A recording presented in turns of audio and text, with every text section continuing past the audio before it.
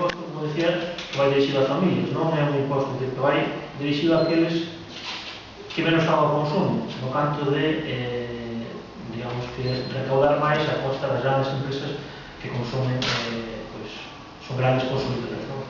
Por exemplo, falamos de Ence, que consume máis auga que todos os concellos que se noten da ría de Pontevedra. Bueno, pois, neste caso, esta lei o que pretende gravar precisamente o consumo das familias, incrementar o canon de saneamento, que lle cambia de nome, e ademais crear un novo imposto, non? Onde pagamos un imposto, vamos a pasar a pagar dous e ademais incrementados, non?